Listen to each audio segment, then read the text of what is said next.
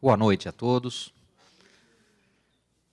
Nós vamos então para a nona e última aula do nosso curso e antecipadamente eu já agradeço a todos pelo carinho com que me acolheram aqui nesse curso e acompanharam ele com vivo interesse na matéria, e fica aqui desde já registrado o meu agradecimento.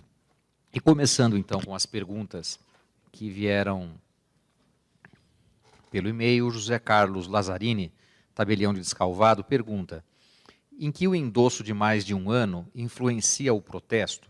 É causa que o obsta? Bom, em primeiro lugar aqui a gente precisa ver, mais de um ano, de que data, de que ocasião? Se for mais de um ano da data de apresentação do título para o protesto, então nós percebemos o seguinte, que o que houve foi um retardo no encaminhamento do título ao protesto, demorou mais de um ano, não é? E tem um endosso, então, ali atrás, demorou para protestar, o que acontece? A consequência disso é a perda do direito de regresso, mas não obsta a tirada do protesto. Pode continuar tirando o protesto e não há perda do direito de regresso. Por quê? Porque as cambiais elas prevêem um prazo para ser levado ao protesto. Se não leva ao protesto nesse prazo, o efeito prático disso é o que eu estou dizendo, perde o direito de regresso. É por isso que se diz que o protesto para as cambiais é necessário. Necessário por quê? Necessário para não perder o direito de regresso, e por isso tem um tempo para ser tirado. Né? Exemplo, no caso da duplicata mercantil, nós temos o prazo de 30 dias do vencimento para o protesto. Então, em 30 dias eu tenho que encaminhar o título ao protesto. E se eu não fizer isso, o que acontece? A perda do direito de regresso. Então, se esse retardo de um ano foi para protestar o título, então a consequência dele, aí no caso da duplicata, pelo artigo 13, parágrafo 4º da Lei das Duplicatas, é a perda de regresso. Mas eu não posso protestar depois? Pode protestar normalmente. Apenas o efeito do seu protesto não vai resguardar o direito de regresso. Ele vai ter um protesto que tem uma finalidade, tem uma razão apenas facultativa, mas o prazo já foi, aí o resguardo do direito de regresso também já foi, né? E se for a pergunta seguinte, e se o endosso é de mais de um ano em relação à data do vencimento? Ou seja, o título venceu e depois de um ano foi colocado o endosso lá. Então, aí a gente vai falar aqui que estamos diante de um caso de endosso posterior, ou endosso póstumo, ou endosso tardio. No caso do endosso póstumo, tardio, ou posterior ao vencimento, e em alguns casos ele pode ser posterior até ao protesto, nesses casos,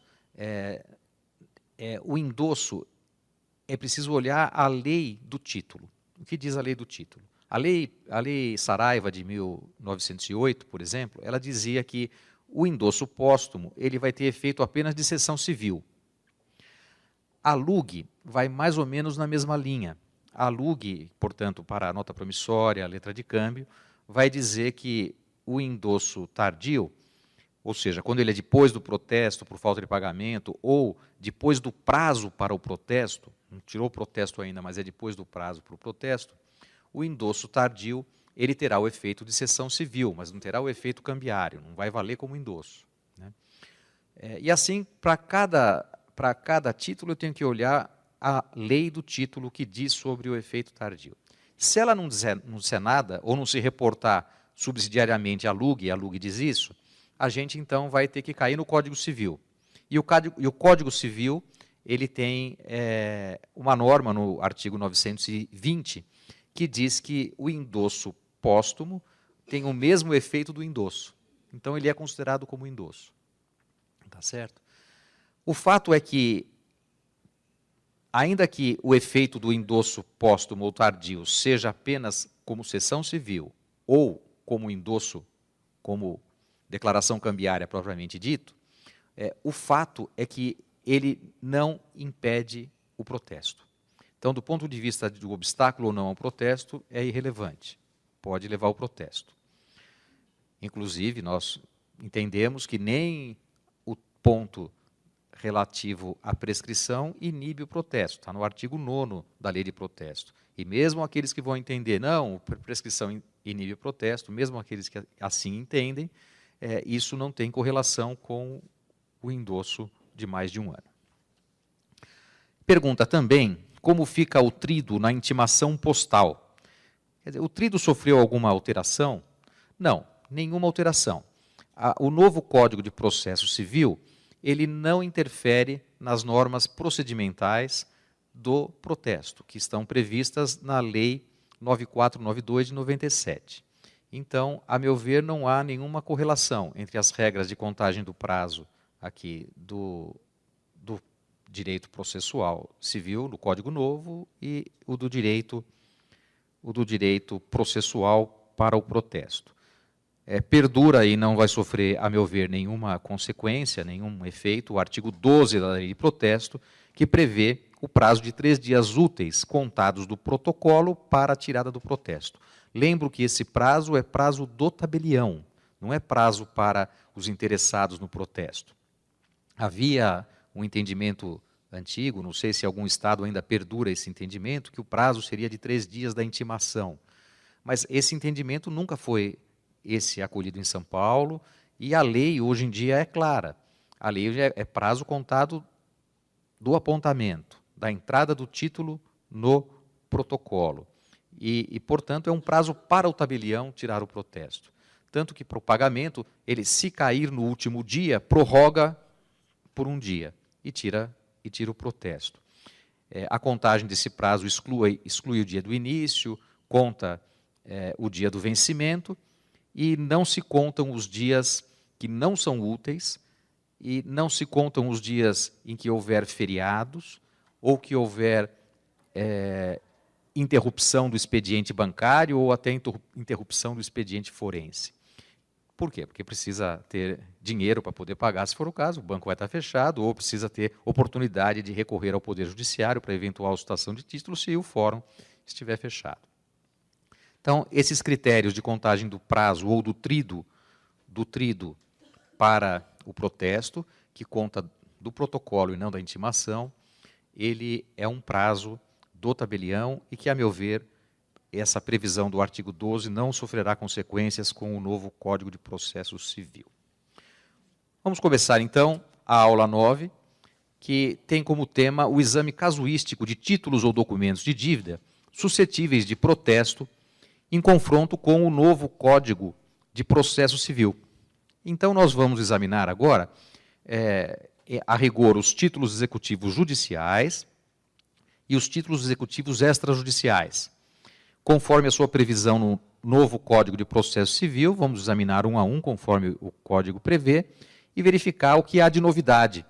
Alguns já existem hoje e continuarão existindo com alguma novidade, outros sem muitas novidades, outros são realmente inovações do novo Código de Processo Civil e que, por enquanto, nós não temos ainda na realidade dos títulos executivos, e a importância para o protesto é justamente essa. Se consta como título executivo, então eu posso levar o protesto. Posso levar o protesto como documento de dívida. E daí, então, a grande relevância do exame casuístico dos títulos executivos no novo Código de Processo Civil, porque isso tem repercussão direta no protesto de documentos de dívida. Nós vamos começar com os títulos executivos judiciais, porque na aula anterior nós tratamos justamente um pouco deles. Nós tratamos na aula anterior do exame genérico, geral, do artigo 515 do novo Código de Processo Civil e depois do artigo 517 do novo Código de Processo Civil, que abre o campo ao protesto desses documentos de dívida judiciais, das decisões judiciais, não é? Então, vamos começar com eles, alguma coisa a gente já viu, e depois a gente passa para os títulos executivos extrajudiciais. Então, primeiro, o inciso 1º do artigo 515 do novo Código de Processo Civil diz que as decisões proferidas no processo civil que reconheçam a exigibilidade de obrigação de pagar, quantia de fazer, de não fazer ou de entregar coisa, são consideradas títulos executivos judiciais. Na hora que vocês forem acompanhar no escrito, que eu tenho colocado nos slides, vocês vão perceber que eu estou colocando em vermelho, o que é novidade do novo Código de Processo Civil. O que não é novo vai estar em preto, tá certo? Então, toda vez que eu abrir aqui o slide e vocês forem acompanhar a aula com a leitura do slide, saibam que o que está em vermelho é novidade do Código. Pois bem, então em matéria de títulos executivos judiciais, o inciso 1º tem essa primeira novidade. Fala em decisões quando antes falava em sentença. E fala em exigibilidade quando antes falava em existência. Então, ao falar em decisões quando antes falava em sentença, o que fez o legislador? Ele ampliou a hipótese de títulos executivos judiciais, que agora, antes restrito à sentença, não é? Agora é ampliado para as decisões. Então, existem decisões que não são sentenças e que são títulos executivos extrajudiciais. E, por outro lado, ao trabalhar o termo exigibilidade no lugar de existência, ele restringiu, ele delimitou bem o campo de incidência desses títulos, para dizer que as sentenças declaratórias, elas não são títulos executivos judiciais.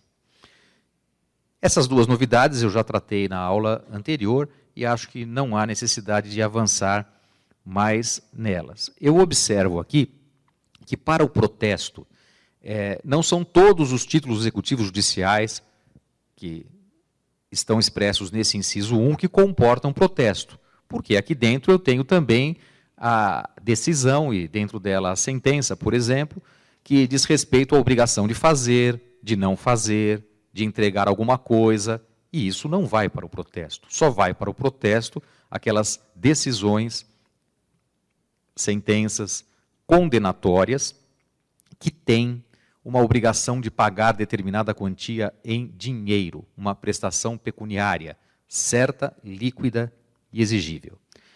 E isso eu já me reportei para os senhores na aula anterior.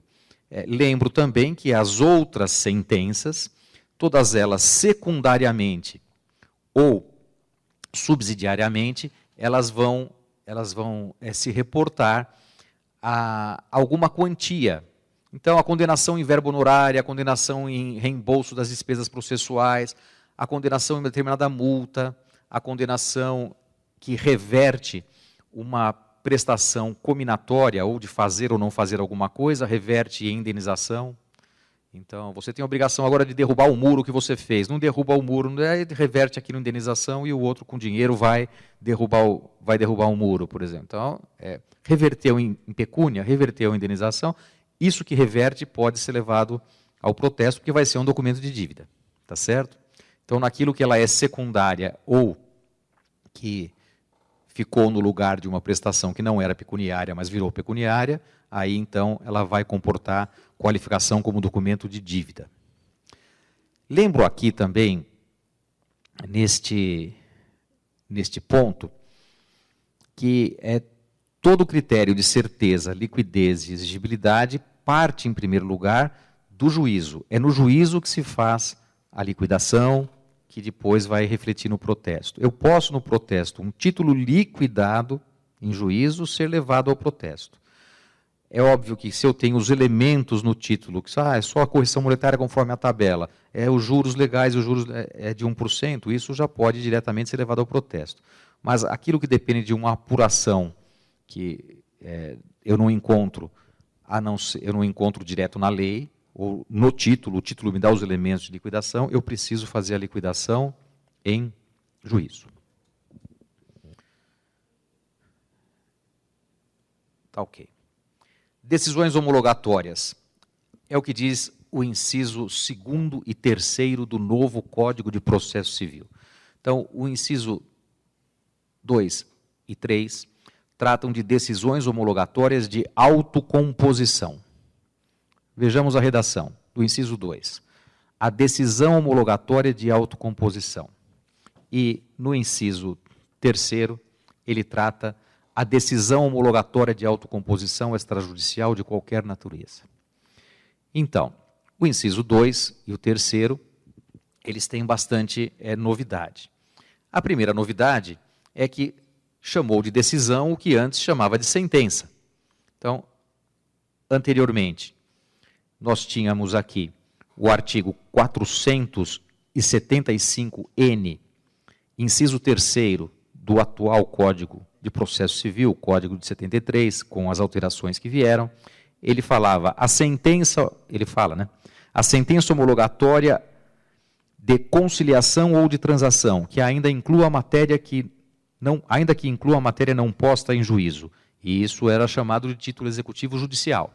Agora nós falamos decisão homologatória de autocomposição judicial. Então mudou em primeiro lugar, tirou o caráter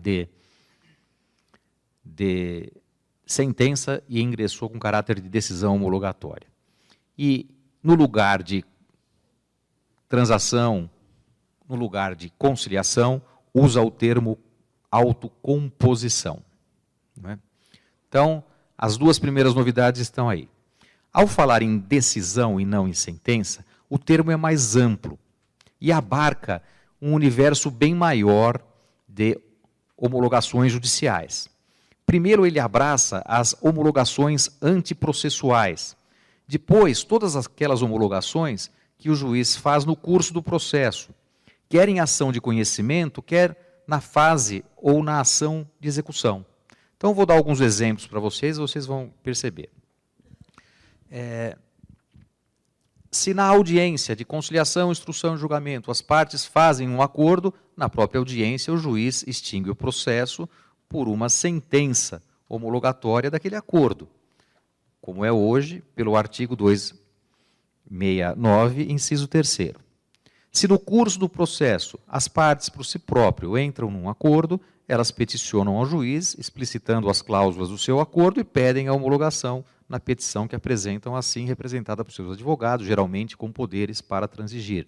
O juiz, examinando, está em ordem, ele homologa por sentença e julgo extinto no 269-3 do CPC, é também uma sentença considerada de mérito, uma sentença homologatória. Ocorre que, com o tempo, o que era uma conciliação que era feita apenas pelas partes, que levava para o juiz, e o juiz no processo fazia aquilo apenas como um ponto na audiência de conciliação, instrução e julgamento, foi se dilatando a ideia de conciliação.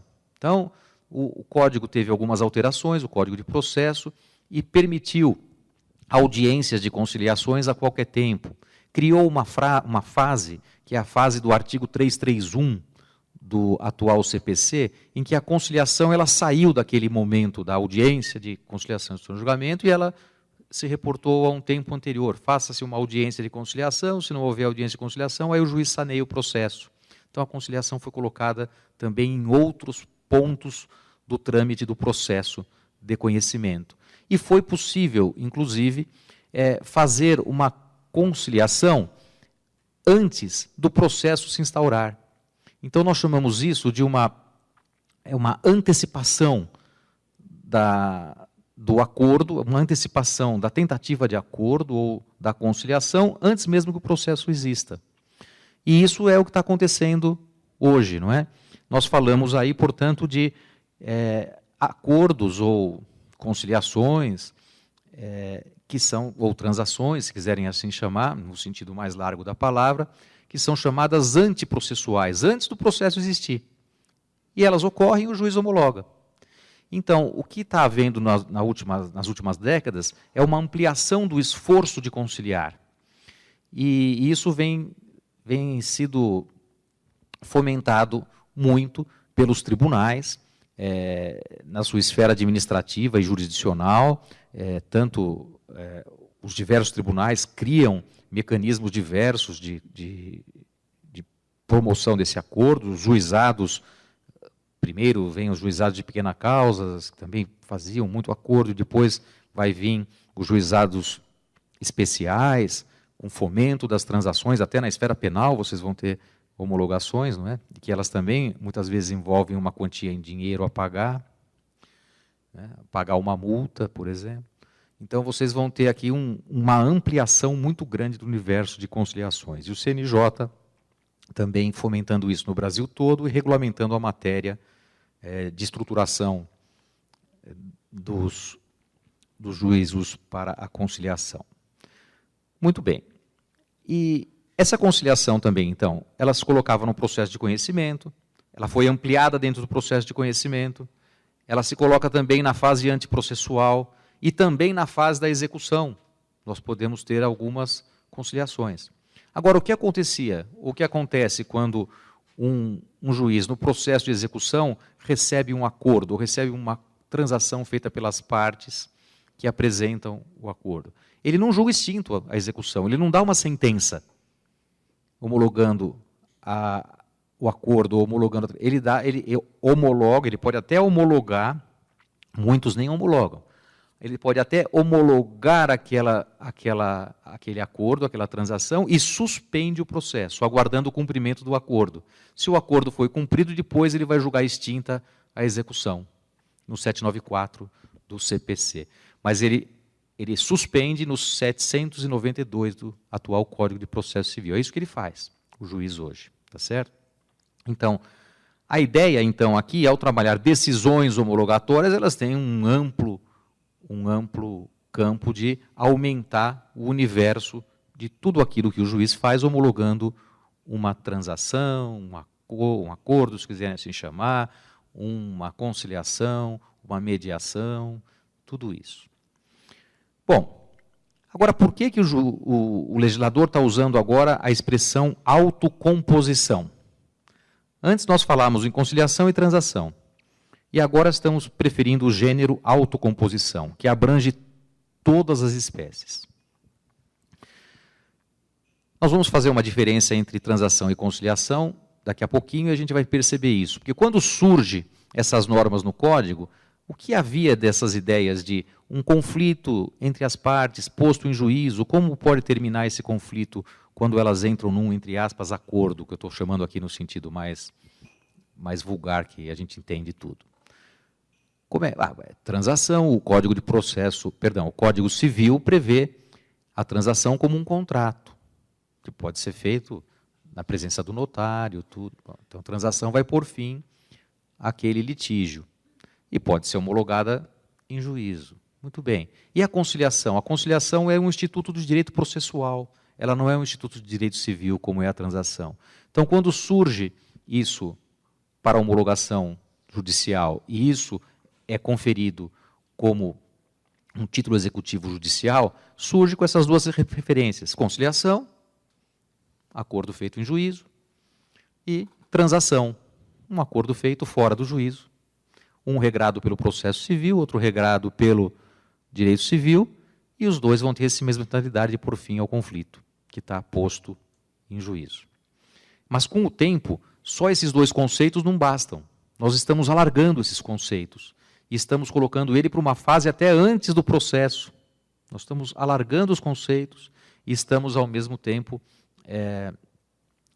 revisitando o conteúdo desses conceitos.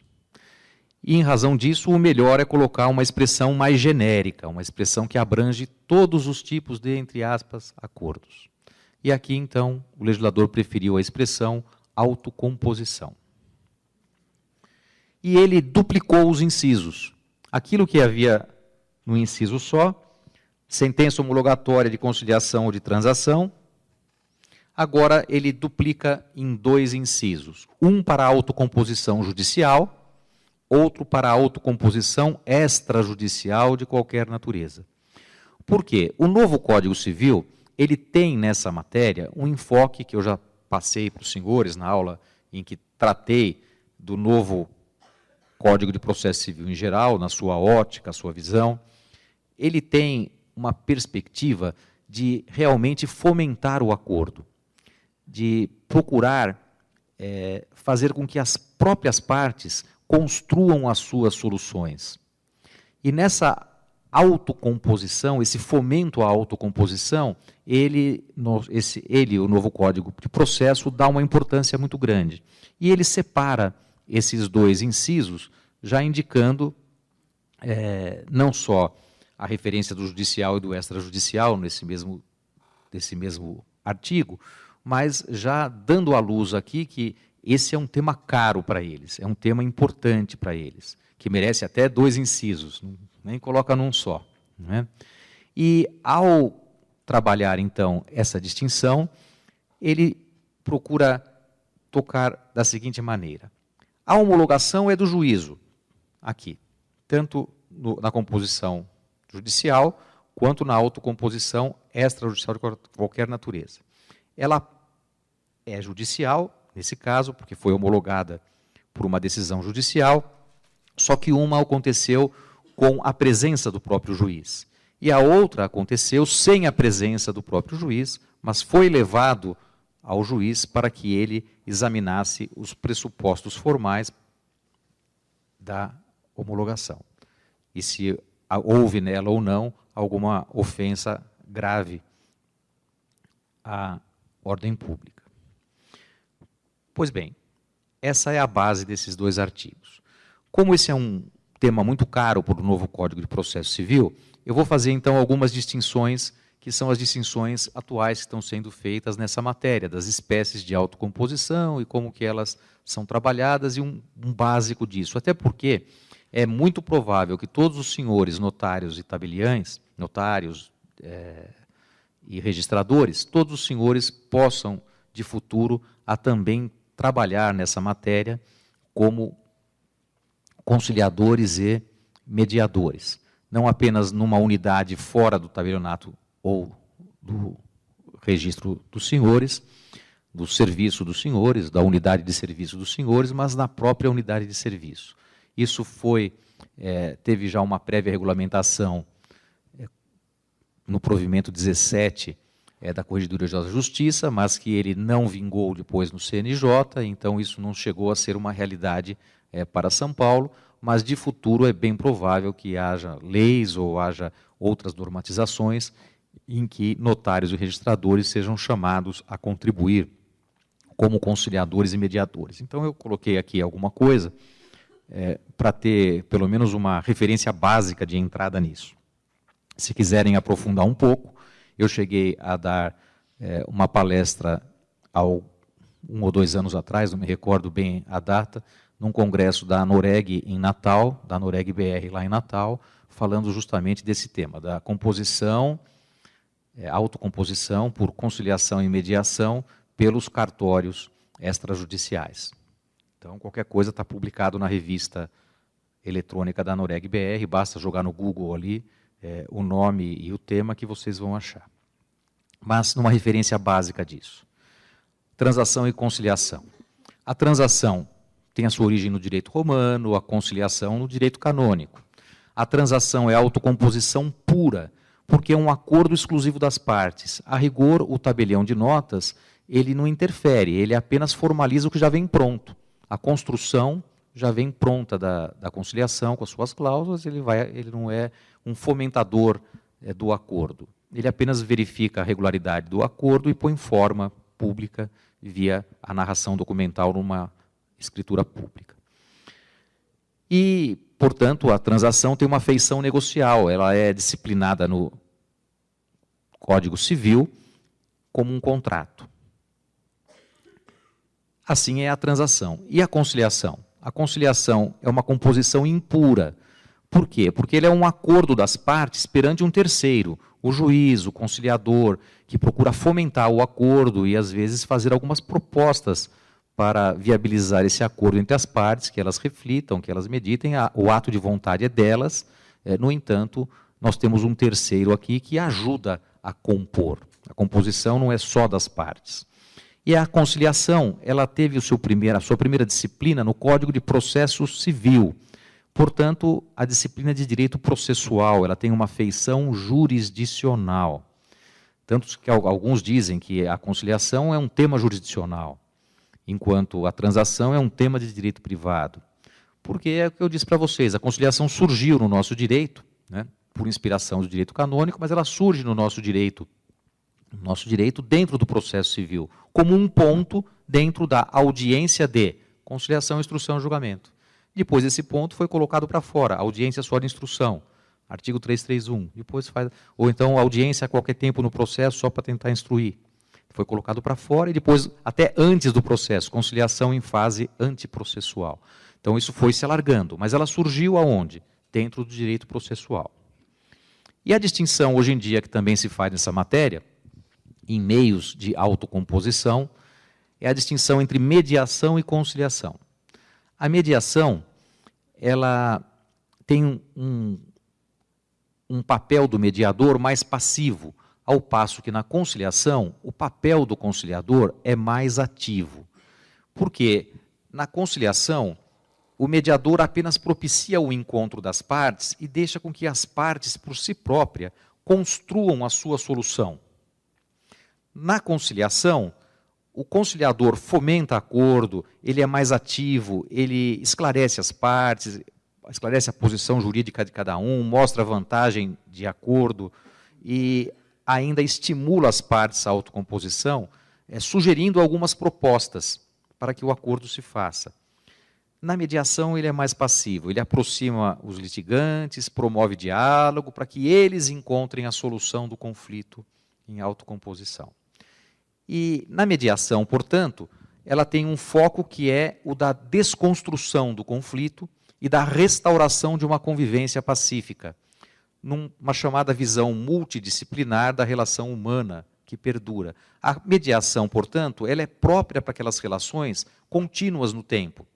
Então, o mediador facilita o diálogo dentro de um conflito, por exemplo, de direito de família, ou de vizinhos, porque um vizinho vai ter que olhar a cara do outro quanto tempo? Muito tempo. Toda vez que chega em casa vai olhar a cara do outro. Então, para os dois, não basta resolver um conflito ocasional. É preciso que, em relação àqueles que convivem, em razão da família, em razão até de uma sociedade, que dois vivem juntos na sociedade ali, um vai ver a cara do outro sempre, essas relações que continuam no tempo, que têm um trato contínuo no tempo, elas são chamadas a uma mediação, para que as próprias partes dialoguem e construam a sua solução. Porque na hora que eles veem a vantagem disso, no próximo conflito eles já vão começar, antes de um virar a cara para o outro, ou de começar a jogar pedra na janela do outro, já vão começar a construir as suas soluções.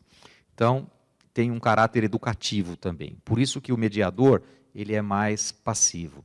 Ele promove, ele fomenta um espírito de autoconstrução das soluções e de desconstrução dos conflitos, para que as partes aprendam e façam isso por si próprias.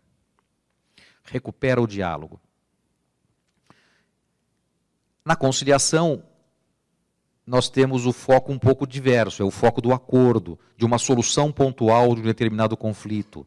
Ele tem uma feição mais negocial, uma visão técnico-jurídico de uma lide que termina. O conciliador intervém entre as partes, como adversários, negociando pontos de discórdia pelo consenso até chegar a um acordo. Então a conciliação é mais para aqueles conflitos que são ocasionais. Bateu o carro. Bateu o carro, eu tenho que resolver lá quem é o culpado, quem não é o culpado, quanto você paga, quanto você não paga, conserta nessa oficina, na outra oficina.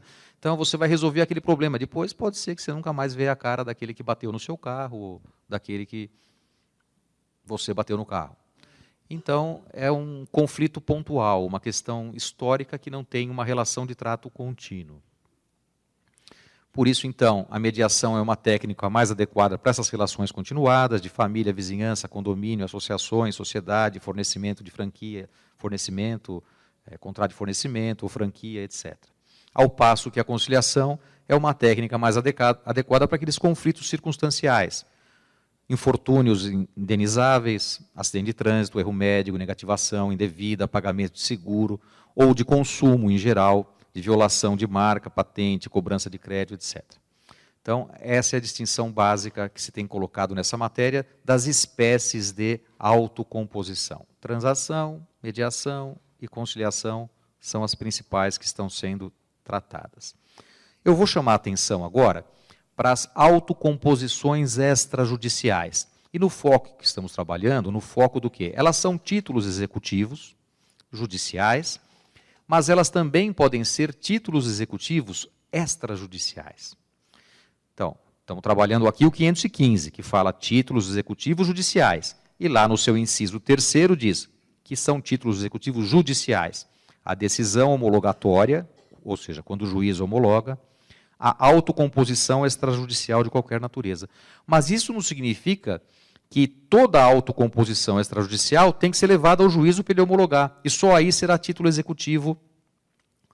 Não, porque isso pode acontecer e será sim um título executivo judicial, mas a autocomposição extrajudicial, ela pode ser também qualificada como título executivo extrajudicial quando lhe for atribuída força executiva ao termo ou instrumento de mediação ou negociação em si, sem necessidade de homologação judicial. E essa é a grande diferença de avanço que haverá nessa matéria. Essa é a grande diferença de avanço que haverá aí. E já existe isso, especialmente na Lei 13.140 de 2015. É uma lei nova que já disciplinou a mediação e a conciliação extrajudicial e que lhe atribuiu força executiva. Parágrafo único do artigo 20 e o parágrafo 3º do artigo 32. Então já é uma realidade hoje. Com o novo Código, ela continua sendo uma realidade. E ela vai ser qualificada no novo Código de Processo Civil, a autocomposição extrajudicial, enquanto título executivo extrajudicial, no artigo 784, incisos 4º e 12 deste artigo. Então, visto isso, passemos para um outro título executivo judicial. Formal ou certidão de partilha. É o que vocês vão encontrar no inciso 4º do artigo 515 do novo Código de Processo Civil. E vejam aí que a redação é idêntica ao que nós temos no artigo 475-N7 do atual Código de Processo Civil, Código de 73, com as alterações que teve. Não há novidades nessa matéria em relação a este título executivo judicial. Eu observo apenas algumas coisas. Primeira observação. Hoje em dia nós temos, para inventário e partilha, nós temos duas vias, a via judicial e a via extrajudicial. E elas não são excludentes. Os interessados podem fazer opção pela via judicial ou extrajudicial, sabendo que a via extrajudicial, ela pressupõe um acordo de todos os interessados, as partes estão em comum acordo quanto à partilha, quanto aos bens que são arrolados e à partilha, e elas são maiores e capazes, e então aí vocês vão encontrar sem testamento, não é? Embora isso já está sendo alargado, vocês vão encontrar então a possibilidade da via extrajudicial de inventário e partilha mediante escritura pública no tabelionato de notas. Então, quando o legislador agora do novo Código de Processo Civil fala em formal e certidão de partilha, aí no inciso 4º, ele está falando daquele formal e certidão de partilha que é oriundo de processo judicial de inventário ou arrolamento. Esses são títulos executivos judiciais. Bom, e as certidões? E as certidões que advêm do traslado ou certidões de uma escritura pública que advém no tabelião de notas, que hoje pode fazer inventário e partilha conforme a lei 11.441 de 2007, que alterou o artigo 982 do CPC atual, e que vocês vão ter a mesma coisa no artigo 610 do novo Código de Processo Civil. Essa escritura pública, quer em traslado ou certidão do notário, elas configuram em seus limites subjetivos e objetivos, elas configuram títulos executivos extrajudiciais. E aonde nós vamos classificá-lo então como tal? No artigo 784, inciso 2 do novo Código de Processo Civil, que fala dos documentos, das escrituras e documentos públicos. Então, uma escritura e um documento público é título executivo extrajudicial. E assim vocês têm essas certidões e traslados das escrituras públicas de inventário e partilha naquilo que encerram uma dívida em pecúnia, certa, líquida e exigível, ela configura, portanto, um documento de dívida suscetível de protesto. mas olha lá devagar com andor. Por quê? Porque isso faz título executivo, faz documento de dívida, líquido certo e exigível em relação a quem? Olha lá o que diz a lei. Em relação ao inventariante, aos herdeiros e aos sucessores a título singular ou universal.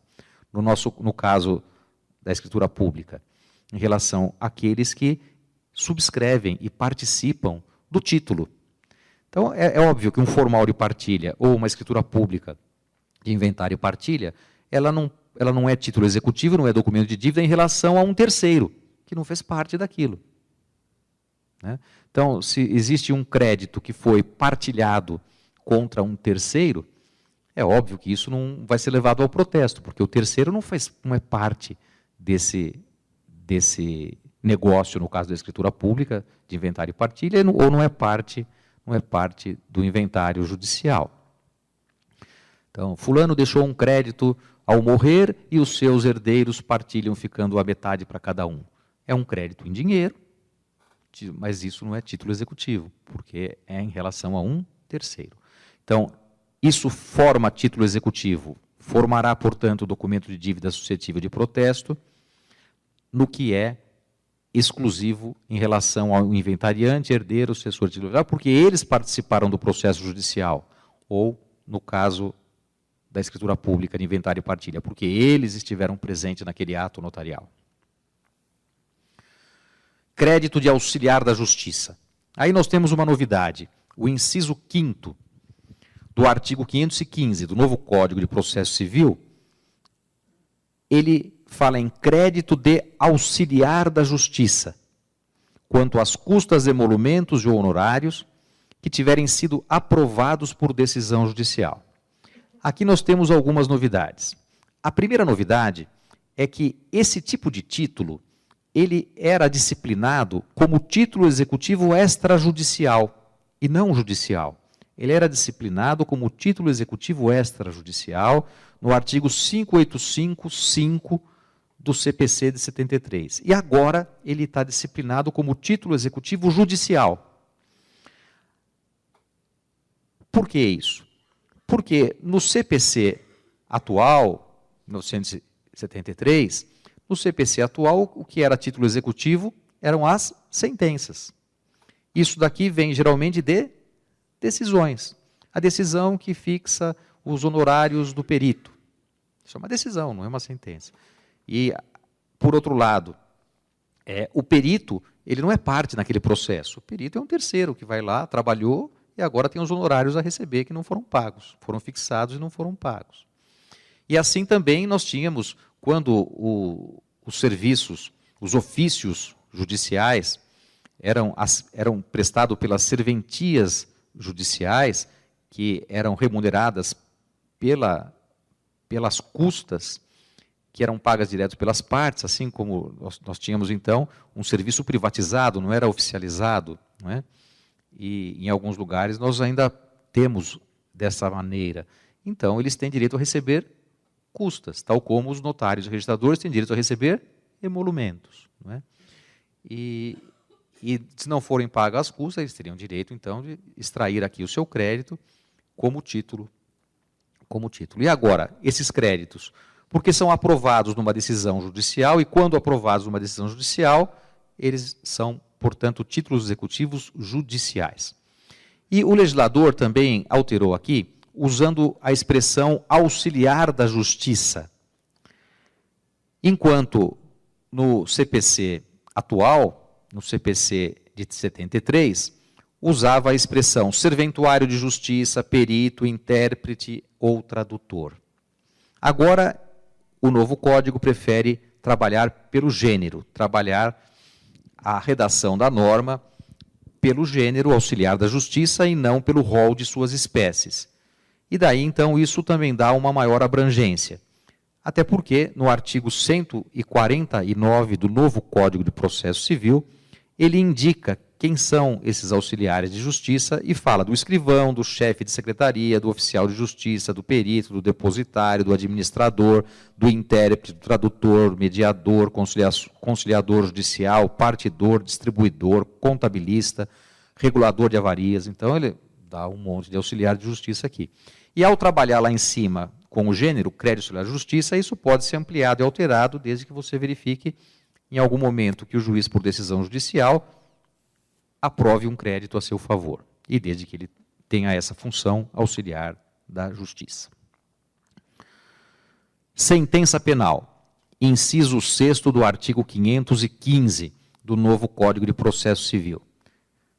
Diz o legislador que a sentença penal condenatória transitada em julgada é título executivo judicial. E aqui não tem novidades em relação ao que temos na norma do atual CPC. Algumas observações. Para a sentença penal condenatória ser título executivo judicial e daí também poder ser qualificada como documento de dívida suscetível de protesto, nós precisamos do quê? Primeiro, trânsito em julgado da sentença penal condenatória. Aonde que ela transitou em julgada? No juízo criminal, no processo criminal. Ali ela se tornou uma sentença criminal definitiva. Em primeiro lugar é isso. Em segundo lugar, ela precisa ser liquidada no juízo civil. Então, quanto vai pagar de indenização? Isso é a liquidação ao ofendido, à vítima. Quanto vai pagar de indenização? Isso é a liquidação é feita no juízo civil. E ali, essa liquidação precisa estar estabilizada também.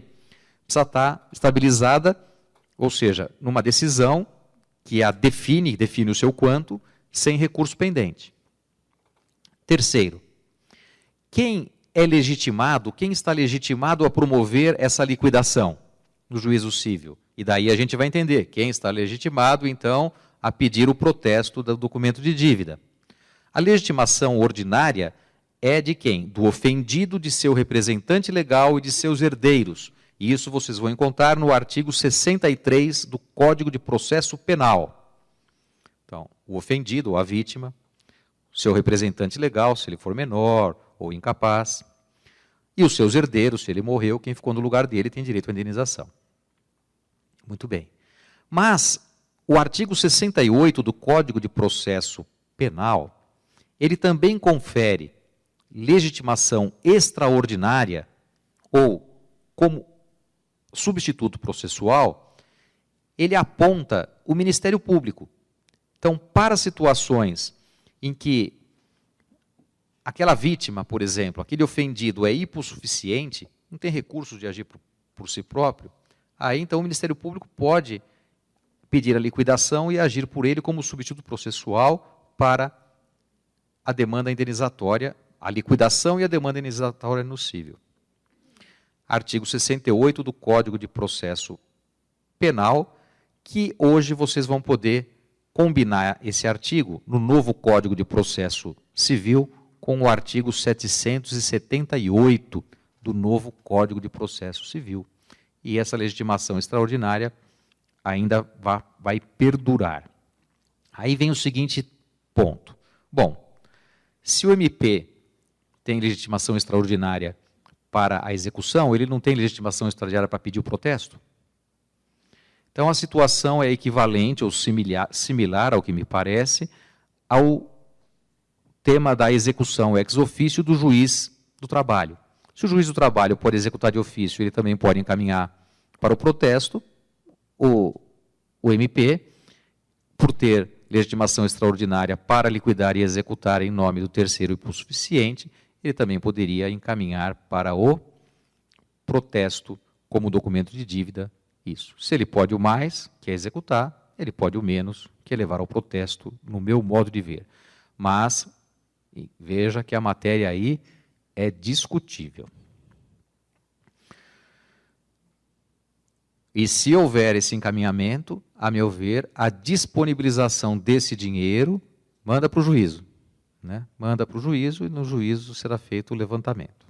Né? Porque ele está agindo em razão daquela legitimação do juízo, está protestando ali, quem é que vai? Vai pagar? Vou pagar. Paga como? Agora faço o depósito judicial na ação tal em que o MP está liquidando, está fazendo. Igual eu tenho sugerido aqui para a questão do juiz do trabalho. Sentença arbitral. Artigo 515, inciso 7º do novo CPC. A sentença arbitral, ela não tem novidades em relação ao que já temos de previsão como título executivo judicial no atual Código de Processo Civil, no 575-N, inciso 4º. Algumas observações para a sentença arbitral. Primeira, a exigibilidade de uma sentença arbitral, ela se faz tal como a exigibilidade de uma sentença judicial. Mas como é a exigibilidade da judicial? Eu já disse para os senhores que ela exige o decurso de um prazo de 15 dias para o pagamento espontâneo. Primeiro eu aguardo o pagamento espontâneo. Se não houver o pagamento espontâneo, então eu vou para a execução. A mesma coisa para o protesto. Eu aguardo o pagamento espontâneo. Se não houver o pagamento espontâneo, então eu levo para o protesto. O protesto precisa aguardar a oportunidade do pagamento espontâneo. E também para a sentença arbitral. Nós temos hoje no STJ um recurso especial representativo de controvérsia que traz justamente esse enunciado, que a exigibilidade de uma sentença judicial é apenas arbitral, é apenas após os 15 dias para pagamento da multa. E aí eles também aplicam para pagamento espontâneo, e aí eles também aplicam a multa de 10%.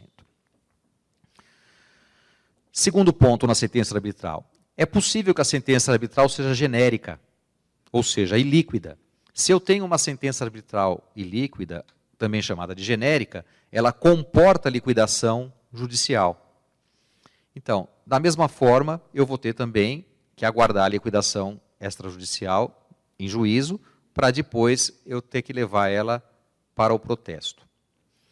É o mesmo que ocorre, por exemplo, com a sentença penal, que ela também é genérica, precisa de liquidação. O mesmo que pode ocorrer numa ação promovida pelo Ministério Público, numa ação civil coletiva. Então, uma ação civil pública de interesse coletivo, eu tenho lá uma sentença genérica que manda condenar. Depois tem que fazer a liquidação. Eu só posso levar para o protesto, depois liquidar.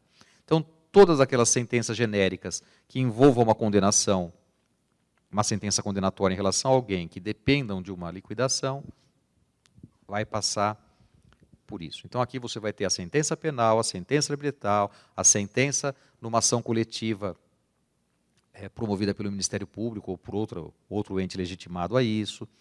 Você vai ter também aqui até a sentença estrangeira, que a gente vai ver daqui a pouquinho. Uma sentença estrangeira pode ser homologada pelo STJ e ela pode ser ilíquida e depois vai exigir uma liquidação perante o juiz federal. Então, tomar cuidado, são todos os títulos que podem gerar amanhã um documento de dívida protestável, mas precisam passar por uma liquidação.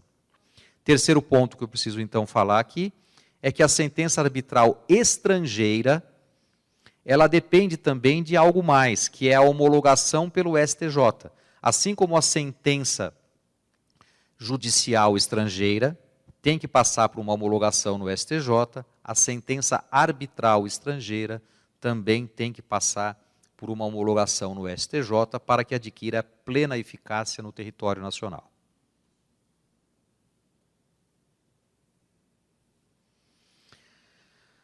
É preciso, por fim, apenas dar uma referência aos senhores que a sentença arbitral ela pode ser protestada tanto para protesto especial para fim de falência, quanto para protesto comum para fim de falência. E, a rigor, isso vale para todos esses outros títulos que eu estou falando aqui. A sentença penal, também eu posso protestar protesto especial para fins de falência ou protesto comum por falta de pagamento, que não é para fins de falência. Apenas me reporto a um julgado aqui do nosso tribunal, que explicita essa possibilidade do duplo protesto, no caso aqui, de uma sentença arbitral. O protesto de sentença arbitral para fim de falência é uma consequência legítima e jurídica, em vista da previsão que nós temos na atual lei de falência, e é possível, então, a sua tirada de protesto, quer protesto comum, quer o protesto especial. Sentença e decisão estrangeira agora. Vamos falar dos incisos 8º e 9º do artigo 515 do novo Código de Processo Civil. Esse artigo, ele repete o que já tem de previsão para a sentença estrangeira homologada pelo STJ, no atual Código de Processo Civil. Mas ele tem uma novidade, e diz que também é título executivo judicial as decisões interlocutórias estrangeiras após a concessão do exequatur, a carta rogatória pelo STJ. Então, aqui você tem uma novidade, a novidade do inciso 9º. Então, uma decisão interlocutória, passando pelo cúmplice do STJ, desde que seja uma prestação em pecúnia certa, líquida e exigível, ela também pode comportar protesto, porque se classifica como título executivo judicial de uma prestação pecuniária, certa, líquida e exigível, então, documento de dívida para o protesto. Observações aqui. Desde a emenda 54 de 2004, é o STJ e não mais o Supremo Tribunal Federal, porque era assim, era no Supremo antes, e agora é no STJ, que se faz a homologação e o exequatur dessas sentenças e decisões, respectivamente. Se genérica, nós precisamos liquidar. E a execução, e com ela, eu diria, a liquidação, que é um ponto dentro desse capítulo maior da execução, que se faz necessário, elas são de competência dos juízes federais, artigo 109, 10 da Constituição Federal. Falaremos um pouco agora dos títulos executivos extrajudiciais. Então, mudamos o ponto. Vamos falar do artigo 784 do novo Código Civil, que, tal como no Código atual, artigo 585, ele estabelece um rol dos títulos executivos extrajudiciais. E não é um rol fechado, é um rol aberto, porque o seu último inciso diz que podem haver outros títulos desde que haja uma previsão em lei. Então, é esse rol que nós vamos trabalhar. O primeiro deles, as cambiais. O inciso 1º do 784 fala a letra de câmbio, nota promissória, duplicata, debênture, cheque, e nisso não tem novidade alguma em relação ao artigo 585, inciso 1º do atual CPC. Eu lembro aqui que essa matéria a gente já trabalhou em aula e, portanto, eu tomo a liberdade de seguir adiante, não é preciso falar em protesto de cheque, protesto de letra de câmbio, duplicata, isso já foi tratado em outras aulas que nós tivemos nesse curso. O próximo ponto diz respeito ao seu inciso 2, que são as escrituras ou documentos públicos.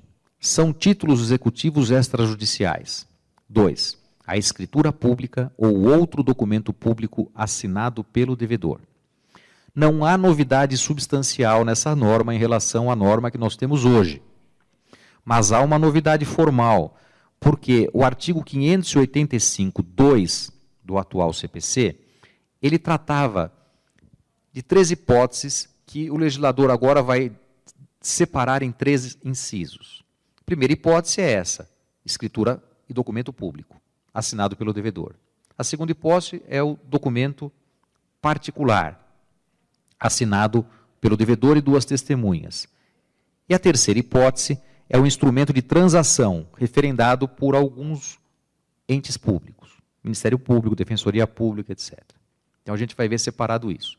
Então, a novidade aqui é formal, em primeiro lugar. Mas eu preciso trabalhar algumas observações nessa matéria. Primeira delas, a qualificação aqui é pela forma e não pela substância do ato jurídico. Então, veja, escritura pública ou outro documento público, assinado pelo devedor. Bom, mas que negócio jurídico é esse? Que ato jurídico é esse que tem essa escritura pública? Nós não falamos, tá certo? Então, a qualificação, ela vem pela forma e não pela substância do ato jurídico. Bom, mas em princípio isso se reporta à confissão de dívida. É verdade, mas não só a confissão de dívida. Eu posso ter outras escrituras públicas ou outros documentos públicos que é assinado pelo devedor, embora não seja uma confissão de dívida, pode ser um contrato, eles vão ter todos os requisitos de um título executivo extrajudicial e, eu diria, mais adiante, de um documento de dívida suscetível para o protesto. Eu peguei um exemplo aqui, que vocês vão encontrar hoje no STJ, o exemplo de um contrato de prestação de serviço, firmado com a administração pública. E ele foi considerado um documento público, hábil para embasar uma ação de execução, desde que tenha o valor, a forma de pagamento do serviço e haja a prova da prestação do serviço. por nota fiscal, no caso, aí demonstrando que foi realizado. Então, eles consideraram isso um título executivo extrajudicial, que a gente poderia considerar um documento de dívida para fins do protesto. Vocês lembram que eu comentei com vocês que nesse campo aqui que é mais aberto, tanto da escritura pública assinada pelo devedor, quanto do documento particular assinado por duas testemunhas, é aqui que vocês vão enquadrar diversos contratos em geral. Se eles forem unilaterais, o mútuo, por exemplo, fica mais tranquilo você enquadrar. Aqui, bom, se for escritura pública, aqui. Se for documento particular ou mútuo assinado pelo devedor ou duas testemunhas, você enquadra no próximo inciso. E aí vai ser suscetível de protesto, desde que ele tenha esses requisitos, os atributos da certeza, liquidez e exigibilidade. Agora, e se o contrato for bilateral? Eu já disse para vocês, tomar cuidado no contrato bilateral, porque tem a contraprestação e a prestação, tem que examinar direitinho isso. Tal. O novo Código de Processo Civil, ele nos dá um artigo que vai nos ajudar muito a isso. É o artigo 787. Eu vou ler esse artigo para vocês verem. Ele, na verdade, o código anterior tinha o artigo 582, que já dava essa distinção, mais ou menos, do unilateral, do bilateral, o que vai precisar no bilateral, mas a redação agora do 787 do novo Código Civil, ela é mais clara, mais explícita em relação a isso. Eu vou ler para os senhores e os senhores vão perceber como ela é mais clara. Se o devedor não for obrigado a satisfazer sua prestação, senão mediante a contraprestação do credor, então, uma parte não é obrigada a satisfazer a outra se a outra não cumprir a dela. Então, se o devedor não for obrigado a satisfazer sua prestação, senão mediante a contraprestação do credor, então, estou diante de um contrato bilateral, onde a bilateralidade, esse sinalagma, é identificado na prestação, este deverá provar que a adimpliu ao requerer a execução, sob pena de extinção do processo. Então, ele dá a ideia, se eu provo que adimpli, título executivo judicial. E aqui eu vou aproveitar, se ele provou que adimpliu, então eu vou levar como documento de dívida para o protesto. Então, esse artigo vai ajudar muito a resolver aqueles problemas que, em tese, eu já havia colocado para os senhores, que hoje a gente precisa fazer essa distinção do contrato unilateral, bilateral, e no bilateral verificar se você tem esse balanço contra a prestação e prestação, se ele é só jogado para o futuro, fica mais fácil, se ele é jogado para o presente, nesse balanço eu preciso ter a prova da prestação, do adimplemento da contraprestação para poder exigir a prestação do outro. Muito bem. E aproveito aqui também para já falar também do artigo 786 do novo Código de Processo Civil. Ele é equivalente ao 580 do Código de Processo Civil de 73. Porque diz assim: a execução pode ser instaurada caso o devedor não satisfaça a obrigação certa, líquida e exigível, consubstanciada em título executivo. Ou seja, é os requisitos da certeza, liquidez e exigibilidade que precisa para a execução. Nós precisamos para o protesto, enquanto documento de dívida. Até aí, o caput é a mesma coisa.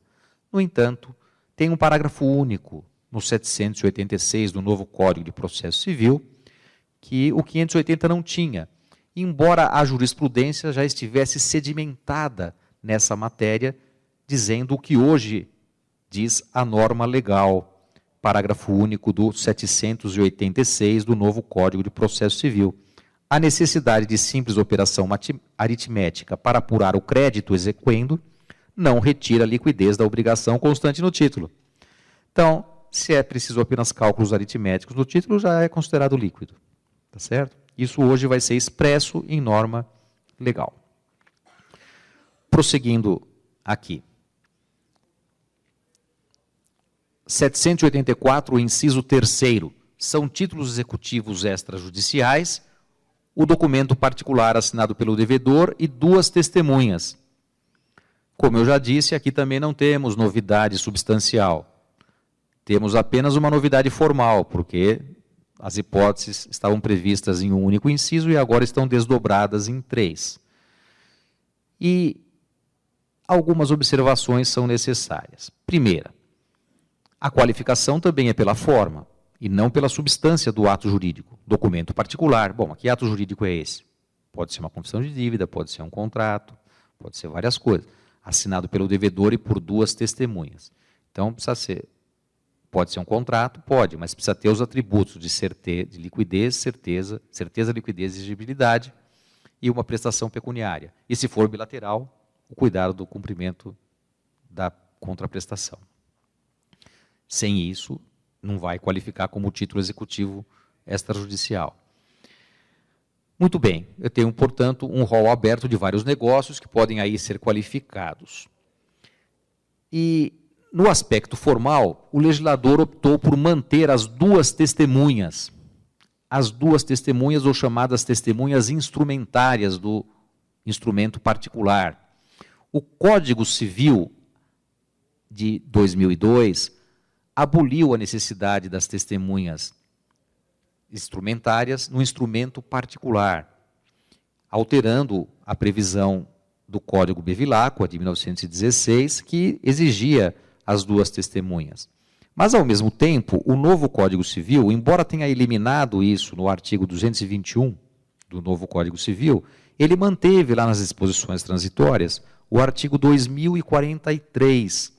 E nesse artigo 2043, ele explicita que, olha, as exigências do direito processual, em outras leis processuais, elas continuam valendo, até que sejam alteradas.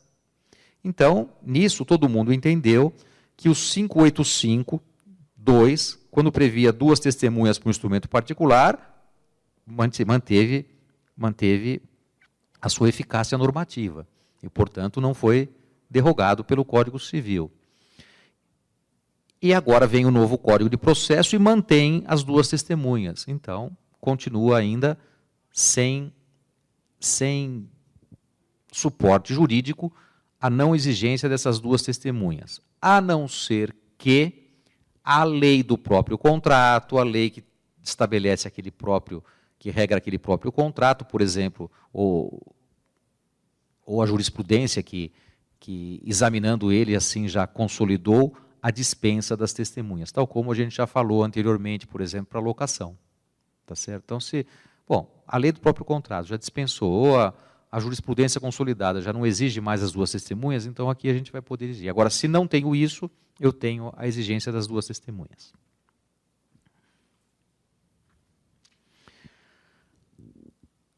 E, por fim, a terceira hipótese que foi aqui desdobrada, do 585-2 do atual CPC, é o instrumento de transação referendado pelo Ministério Público, Defensoria Pública, Advocacia Pública, por advogados dos transatores, ou por conciliador ou mediador credenciado por tribunal, conforme consta na redação do 784, inciso 4º do novo Código de Processo Civil.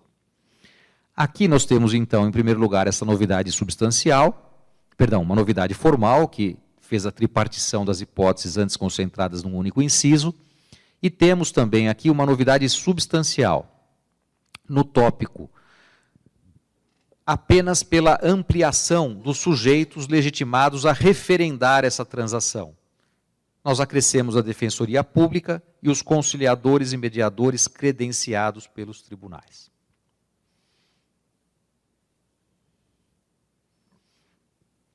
Artigo 784, inciso 5º. São títulos executivos extrajudiciais o contrato garantido por hipoteca, penhor anticrese ou outro direito real de garantia e aquele garantido por caução. A novidade está em vermelho. Não é? Contrato garantido por hipoteca, penhor anticrese. A rigor, isso já havia na redação do 585, que falava assim, no seu inciso 3º, os contratos garantidos por hipoteca, penhor anticrese e caução. Ora, a novidade maior que a gente vai ter aqui é que o legislador colocou, depois de anticrese, ou outro direito real de garantia. Mas o que é esse outro direito real de garantia? Bom, o legislador pode criar outros direitos reais de garantia, além daqueles que existem hoje. Se ele criar um outro direito real de garantia, então aí nós vamos colocá-lo.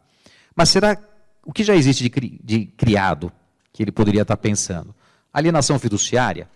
Pode ser.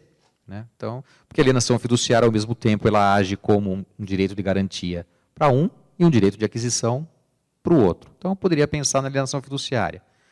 Agora, existem outros contratos e que eles têm uma função de garantia, mas eles não geram automaticamente um direito real de garantia.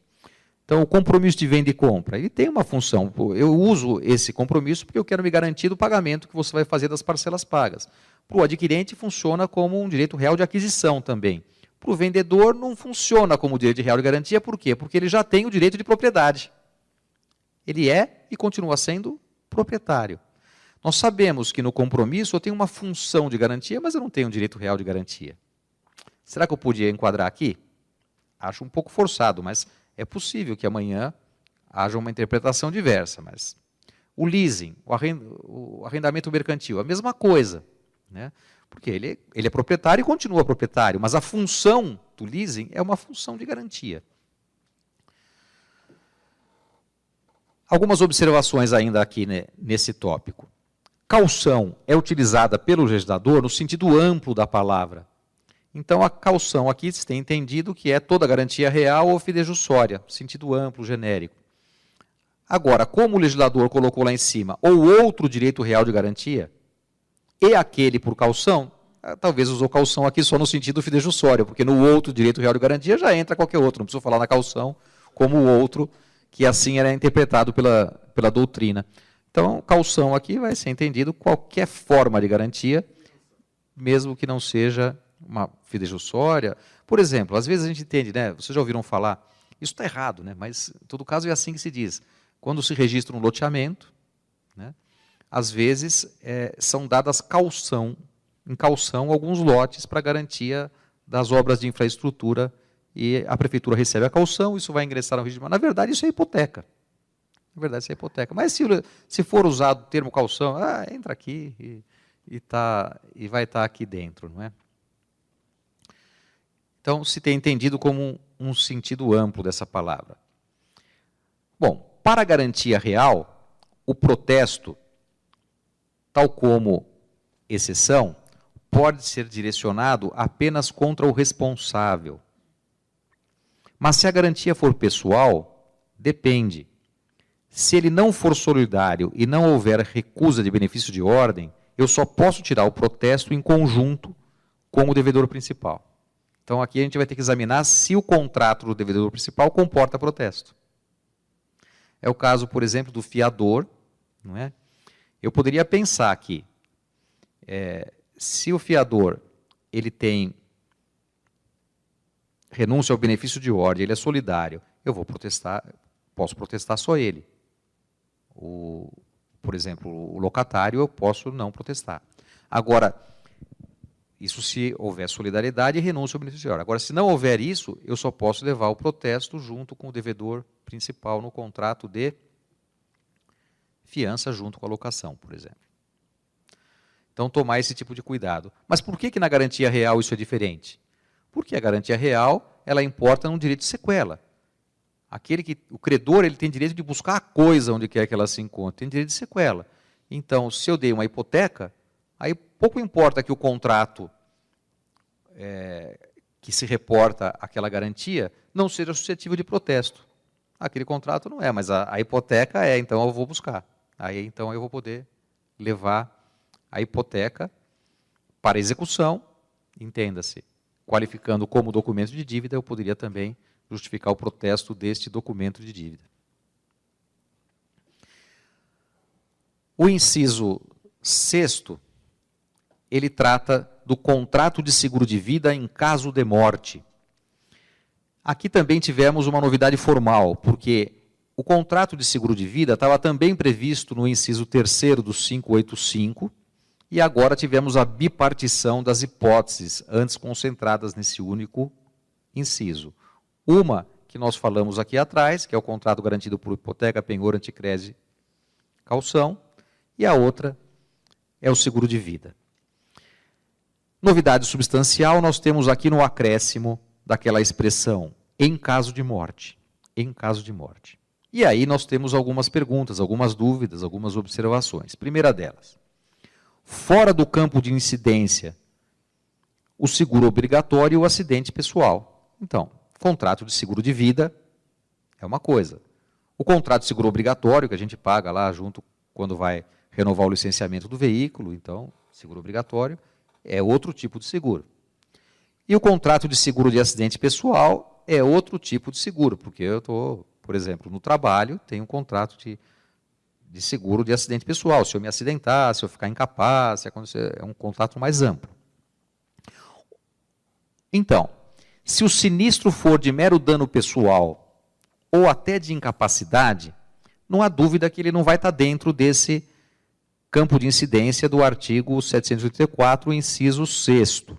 Está fora do campo de incidência. Mas e se houver morte? Então, por exemplo, eu tenho o seguro obrigatório e ocorreu a morte. Eu tenho um acidente pessoal, seguro de acidente pessoal, lá, o trabalhador fez para mim, eu tenho o seguro de acidente pessoal, por exemplo, estagiário, né? Estagiário tem que ter o seguro. E ele morreu ali no trabalho.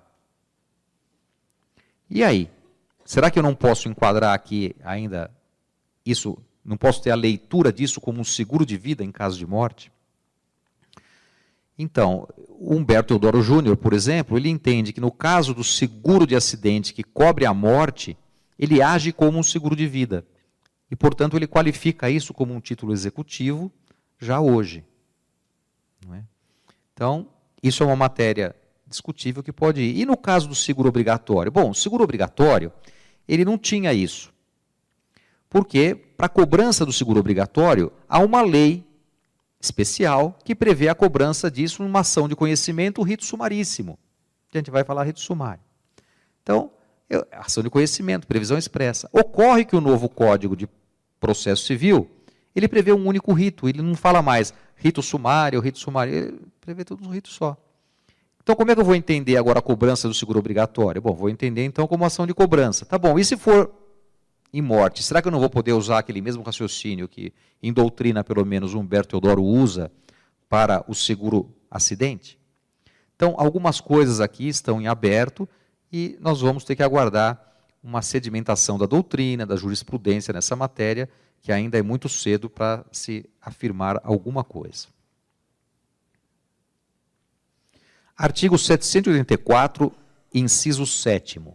Artigo 784, inciso 7º, fala do foro e laudêmio. São títulos executivos extrajudiciais o crédito decorrente de foro e laudêmio.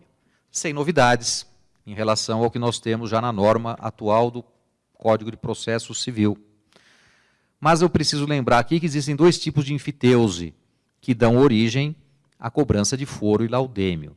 Existe enfiteuse pública, por exemplo, terreno de marinha, antigos aldeamentos de índios, dão origem à cobrança de enfiteuses públicas pela União.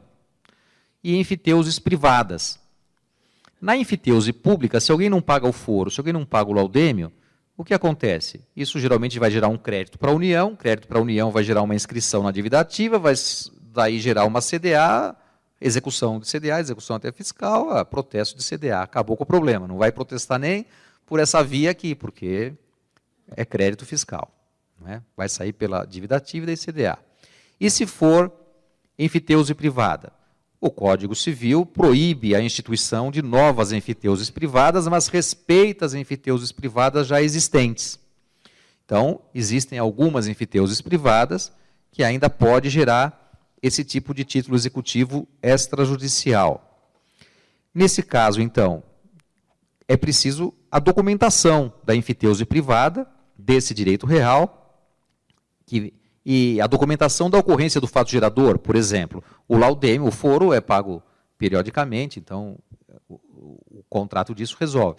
Mas, em relação ao laudêmio, ele é pago quando ocorre a venda onerosa de um enfiteuta para o outro.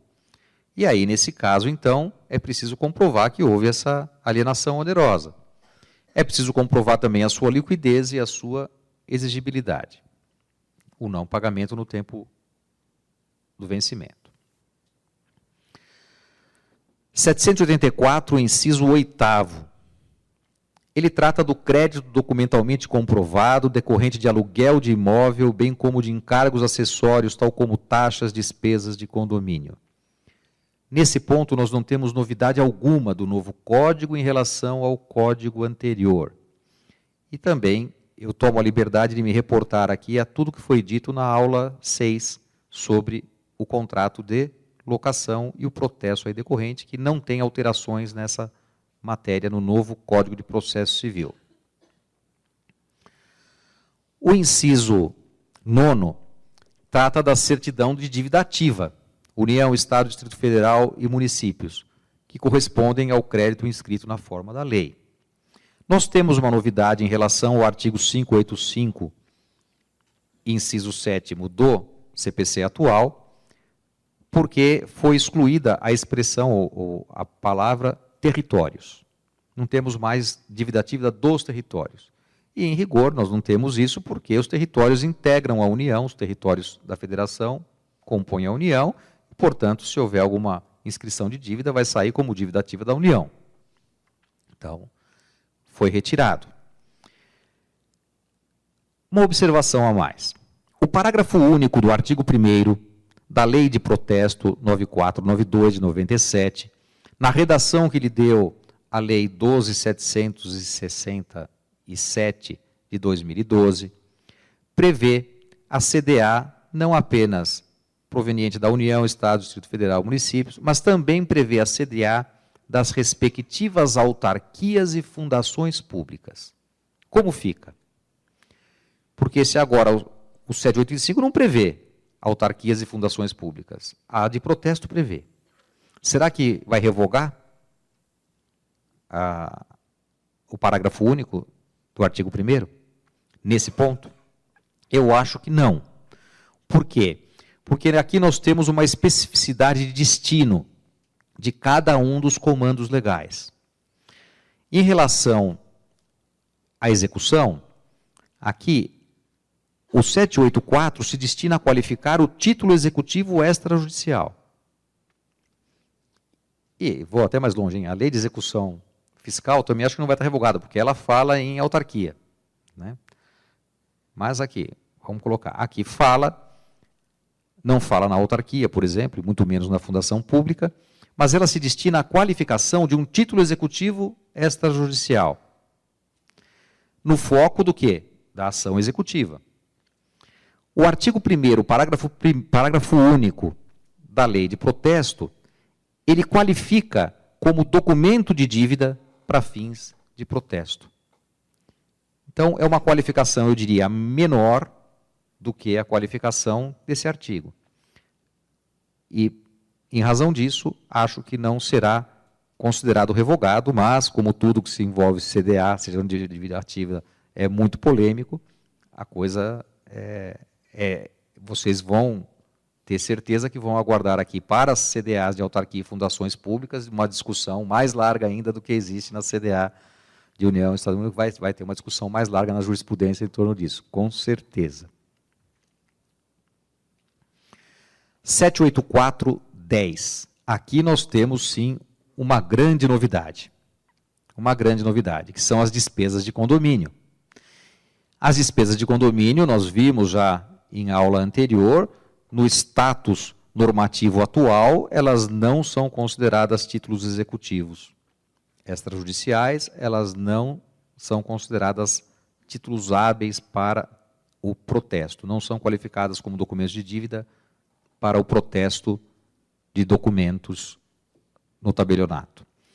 Mas, com o novo Código de Processo Civil, o crédito referente às contribuições ordinárias ou extraordinárias de condomínio edilício, previstas na respectiva convenção ou aprovadas em Assembleia Geral, desde que documentalmente comprovados, serão considerados títulos executivos extrajudiciais. Então, não se entrará mais com ação de cobrança de condomínio, vai se entrar com ação de execução, com a prova documental disso. Não teremos mais rito sumário, o artigo 275 do CPC atual não terá correspondência no novo CPC, e expressamente o novo CPC prevê a ação executiva. Então, crédito condominial vai comportar protesto. E crédito condominial aqui, entenda-se, ele abrangeu tudo, é bem amplo, tanto as despesas ordinárias quanto as extraordinárias. Então, aquela discussão, essa despesa é ordinária, cabe, não importa. Essa discussão não é para ação executiva, não é para fins de protesto, quer dizer, não é pela natureza da despesa que eu vou ver se cabe ou não cabe a execução, se cabe ou não cabe o protesto. Foi amplo. Mas precisa ser documentado. Que documento que eu vou precisar? A meu ver, em primeiro lugar, o documento que lhe dê a condição de devedor. É a condição de condômino, que eu pego o quê? A certidão de propriedade do apartamento, o compromissário comprador, ele está na posse do imóvel, eu tenho o contrato que ele adquiriu, foi comunicado ao condomínio. A convenção de condomínio ou a ata da assembleia que fixa o valor da taxa, o demonstrativo de cálculo. São pelo menos esses documentos mínimos que, a meu ver, precisam ser apresentados aqui para a execução e para o protesto. Lembro aqui que o legislador falou condomínio edilício. Por quê? Porque o Código Civil fala do condomínio edilício. O que é condomínio edilício, então? Em princípio, condomínio edilício é aquele que tem edificação. Condomínio edilício, em primeiro lugar, o condomínio de apartamentos, que é também chamado em planos horizontais. O condomínio em planos horizontais, o condomínio horizontal, que é o condomínio de apartamentos. Mas temos também no artigo 8º da Lei 4.591 de 64, a previsão de condomínio de casas. Condomínio de casas, que é condomínio. Tudo é propriedade privada. Uma parte, as vias de acesso a cada uma das casas, são partes comuns do condomínio, propriedade privada. Então, aqui eu tenho também condomínio edilício. A discussão vai ficar aqui em 2 pontos. Primeiro, o chamado condomínio urbanístico, ou condomínio de lotes. Condomínio de lotes é condomínio em terreno, não tem edificação. Condomínio de lotes é uma figura de lege ferenda previstas em alguns projetos de lei que ainda não viraram lei. Ter condomínio de lote. No entanto, alguns estados da federação já admitem condomínio de lotes. No entanto, em alguns municípios do estado de São Paulo, tal como Ribeirão Preto, nós temos condomínio de lotes. Não é? E cada um constrói a sua casa lá do jeito que quer. É uma realidade que existe. E eu diria até mais, a Corregedoria Geral da Justiça já andou disciplinando isso, antes da lei, prevendo alguma coisa de condomínio de lotes aí, para regularização, alguma coisa até para do aprovado. Bom, como fica? Será que eu posso também pedir as despesas de condomínio aqui? Isso vai ficar em aberto. Isso não está definido aqui. Se eu fizer a interpretação literal da lei que condomínio edilício é de edificação, condomínio de lotes está fora. Se por analogia eu entrar, tipo aqui, condomínio edilício, aquele que está em regime condominial, e aí eu vou para o regime condominial no condomínio urbanístico, tá? Aí eu vou poder qualificar. Tá certo? Então vai depender aqui de uma interpretação do que vai se entender por condomínio edilício. E em segundo lugar, e o loteamento fechado, que nem condomínio é, porque no loteamento fechado eu não tenho só propriedade privada, eu tenho uma mistura de propriedade privada e propriedade pública. E área pública, as vias de circulação são públicas, não são partes comuns do condomínio. Então, isso aqui já é diferente. Aqui eu acho mais difícil ainda você entrar para o campo das despesas condominiais. Porque a figura jurídica é diferente, impor analogia aí vai ficar um bocado mais difícil, e ainda temos o problema do não associado, que eu já trabalhei em aula anterior, que aí fica mais difícil ainda com aquele julgado representativo de controvérsia do STJ, entender que eu poderia aqui ingressar com a execução direta em relação a ele e muito menos com o protesto em relação a ele. O inciso 9 cuida da certidão notarial ou de registro. Opa, aqui pegou um ponto sensível dos notários e registradores, né, que toca justamente a atividade deles.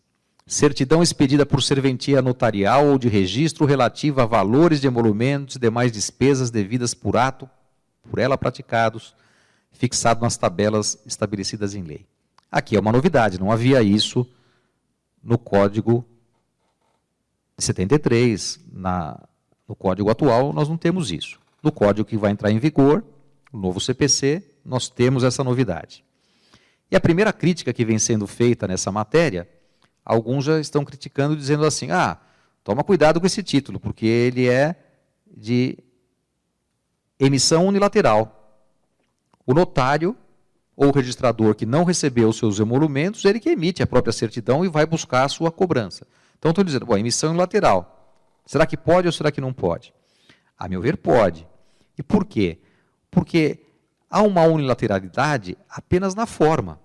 Mas no conteúdo daquilo que é devido, isso é fixado em lei, está na tabela. O quanto deve ou quanto não deve é em lei. O notário, o registrador, não pode cobrar nada mais e nada menos. Ele só pode cobrar o exato do que consta na tabela. Só pode cobrar o que está na lei, porque os limites vêm da lei. Então, aqui eu tenho um crédito muito assemelhado a um crédito do direito público. CDA. Também é de emissão unilateral. Mas por que ele vai poder, então, inscrever a dívida ativa e emitir a CDA e dar título executivo? Porque o que ele pode ou não cobrar está na lei. Pensando especialmente nos tributos aqui, não é? E a taxa, que é a natureza jurídica dos emolumentos, é por também um tributo, não é? Então, eu não vejo aqui esse tipo de problema em relação à crítica que vem sendo feita por alguns da unilateralidade da sua formação. É apenas na forma, mas não no conteúdo do crédito. O segundo ponto diz respeito à certidão. A certidão é o instrumento público assinado pelo notário ou registrador. E essa certidão tem que ter alguns requisitos. O primeiro requisito é a determinação do sujeito e a especificação do sujeito. Nome, qualificação, domicílio do devedor. Segundo, ela tem a necessidade de uma especificação do objeto, ou especificação objetiva da certidão. Diz respeito ao que essa especificação objetiva? Primeiro, do ato praticado. Qual foi o ato praticado? A escritura pública, fato gerador dos emolumentos, lavrada, folhas tal, livro tal, especificação formal do ato praticado. De venda e compra. Então, tudo bem, eu não preciso reproduzir tudo que está lá. Mas o elemento mínimo dessa escritura pública, eu preciso, então, colocar aqui. A mesma coisa, por exemplo, imagina um livro protocolo do registro de imóveis. Você faz lá um resuminho, lá escritura pública, livro tal, ou até um registro. Você faz um resuminho lá do que é esse ato notarial, que é o fato gerador dos emolumentos ou da despesa. Não é? A natureza do débito. Qual a natureza desse débito? É emolumentos ou é despesa? Precisa especificar. Eu estou querendo cobrar os emolumentos, estou querendo cobrar a despesa. Os emolumentos, item tal da tabela, você qualifica direitinho lá para não ter dúvida amanhã de ele poder também se defender daquilo. Você colocou, cobro tanto de emolumentos, mas você não especificou em que item da tabela, qual o ato notarial, qual o ato de registro que você fez, qual a classificação que você colocou na tabela, você vai dificultar o outro a se defender. Então, eu não vou admitir isso para protesto, não vou admitir isso para execução. Então, precisa ser uma certidão bem feita, bem especificada, subjetiva e objetivamente. Primeiro, quanto ao ato praticado. Segundo, quanto à natureza do débito. Terceiro, quanto ao fundamento legal da cobrança. Quanto ao valor devido, ao quantum devido, principal e encargos que são possíveis de exigir, discriminando os encargos, indicando o termo inicial, a forma de cálculo, fundamento legal da exigência dos encargos. Então, se vocês tiverem... Porque aqui o inciso já fala, né?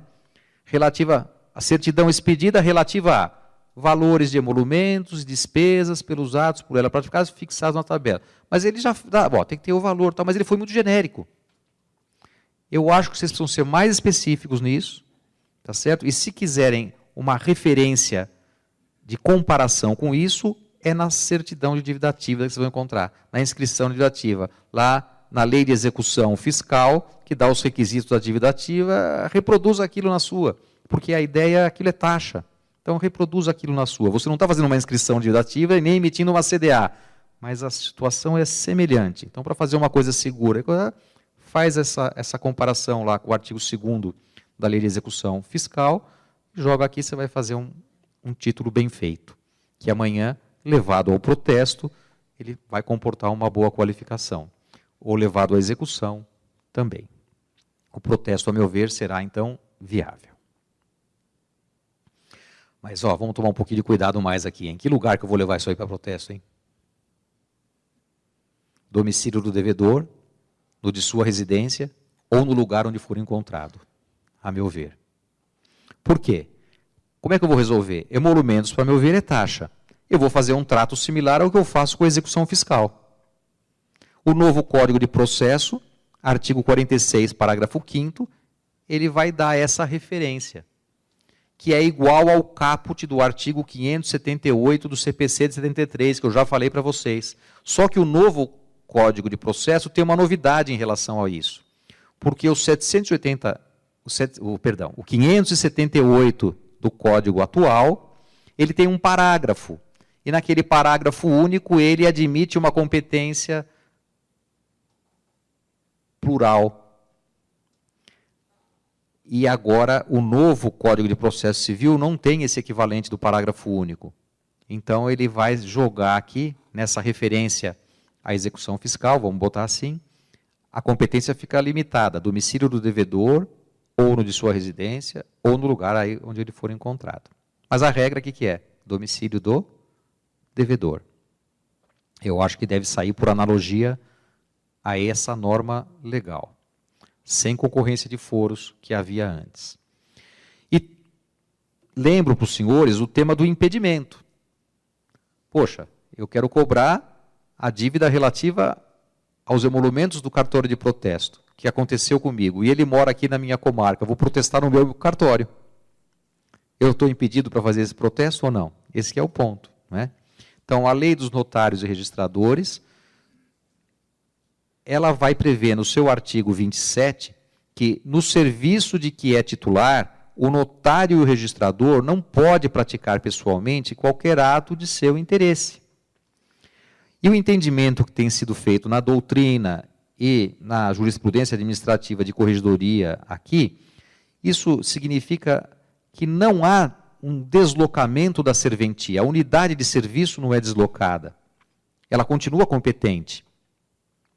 O que há é a necessidade do substituto legal do tabelião agir ou atuar no lugar dele. Tudo fica a cargo do substituto legal dele. O tabelião não vai poder, porque o interesse é dele receber os emolumentos. Ele não vai poder, então, tocar nesse apontamento, tocar no processo, tocar no coisa, mas fica para o substituto legal. É a saída que a corregedoria tem encontrado para esses casos. Eu coloquei aqui o item 40.1 do capítulo 13 das normas de serviço e um julgado aqui na corregedoria que tem entendido desta maneira. E, por fim, o artigo 784, 12, ele fala de outros títulos aos quais, por disposição expressa em lei, é atribuída força executiva. Não há novidade substancial em relação ao que nós já temos no CPC atual, e eu observo aqui, então, que prevalece o que nós chamamos de critério da legalidade, a meu ver, indevidamente chamado por alguns de tipicidade. O critério da legalidade, pelo qual, sem lei, não há título executivo. É preciso lei para qualificar um título como executivo. E, portanto, o critério é o mesmo. Eu posso ter a qualificação em diversas outras leis, e nós sabemos que temos isso já, e, por isso, o rol deste artigo 784, tal como dos 585, é um rol aberto, mas aberto para aquilo que há em previsão legal fora daí. Bom, com isso, então, Ah, pensei que já tinha terminado, mas não tenho. Tem os títulos estrangeiros ainda. É os parágrafos 2º e 3º do novo Código de Processo Civil. É verdade. O parágrafo 2º e 3º trata de títulos estrangeiros. Os títulos executivos extrajudiciais oriundos de país estrangeiro não dependem de homologação. Então não é sentença. Sentença, o critério é que até a arbitral depende de homologação pelo STJ. E o título executivo extrajudicial, ele não depende de homologação para ser executado. No entanto, os títulos estrangeiros só têm eficácia executiva no nosso território quando satisfeito que requisitos? O requisito da formação do título segundo a lei do país em que ele se originou. E, em segundo lugar, quando houver a indicação no título de que o pagamento vai ser feito no Brasil. O lugar do cumprimento é o Brasil. Então, com esses dois requisitos, você não precisa de homologação alguma e ele vai valer como título executivo aqui. E nisso não há novidade em relação ao que já existe no Código de Processo Civil. A única novidade do novo Código é que ele distribuiu em 2 parágrafos o que antes era concentrado num parágrafo só. Eu observo, em relação a ele, a não dependência da homologação, diversamente dos títulos judiciais, que dependem da homologação do STJ quando sentença, ou do exequatur do STJ quando decisão interlocutória, mas a sua eficácia depende, então, da satisfação desses requisitos. Requisitos formal de sua formação, segundo a lei do país de origem, e da indicação do Brasil como lugar de cumprimento da obrigação. É admissível o protesto? Sim, é admissível o protesto, e a lei de protesto, no seu artigo 10, já é expressa em relação a isso. Então, uma cambial emitida lá fora vai vir aqui e vai ser protestada aqui. Não é? Um título executivo, precisa ser formado conforme a lei do país de origem e vai ter aqui indicando que é para pagar no Brasil. Pode ser protestada aqui? Vai poder ser protestada aqui. E o que precisa para o protesto? Os requisitos do artigo 10 da lei de protesto. Tradução por tradutor juramentado, conversão na moeda estrangeira para a nacional, dia da apresentação, conforme indicação do apresentante, e, portanto, são apenas esses requisitos. É necessário a legalização consular e o registro em RTD, aqui no caso, para o protesto. Agora sim. Agora, então, a gente está finalizando o nosso curso, e para finalizar esse nosso curso, eu gostaria de expressar aqui o meu agradecimento, a minha alegria em poder encontrar com os tabeliães de protesto novamente nessa matéria, e gostaria de também terminar fazendo uma pequena confissão. Não é? Mas confissão, não existe confissão só de coisas negativas, existem confissões de coisas positivas. E, portanto, aqui eu vou tomar a liberdade de fazer uma pequena confissão. Nós temos na vida alguns amores. Não é? Eu tenho, em particular, amor à verdade e à justiça. E isso renova em mim a cada dia um amor à minha atividade na magistratura. O amor à judicatura, à condição de juiz e à profissão que eu exerço como juiz. Isso me dá uma alegria muito grande, porque eu tenho esses 2 amores, a verdade e a justiça. Mas esses amores, eles vieram junto com uma outra coisa que se adaptou muito bem ao meu perfil. Eu não sei se é uma vocação, se é algo que eu já trazia na vida, ou se é alguma coisa que o exercício da profissão fez com que eu gostasse. Porque o exercício da profissão na justiça estadual me deu, ou veio bater com essa vocação, conforme a minha personalidade, de ser um clínico geral nas coisas do direito.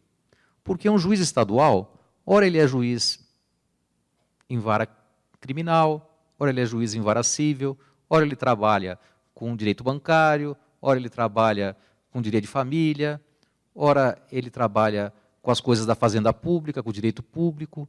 E a minha carreira na magistratura do Estado foi exatamente assim. E eu gostei muito, e gosto muito que seja assim, um pouquinho. Eu já passei 5 anos e tanto em vara criminal de Osasco, já passei 2, 3 anos em vara de família do Jabaquara, já fui juiz em vara do centro aqui de São Paulo, no foro João Mendes, já fui juiz em diversos lugares, agora estou trabalhando com direito público, que mexe com as coisas da fazenda. Então, isso bateu com o meu perfil. Porque, em rigor, eu não sou especialista em nada.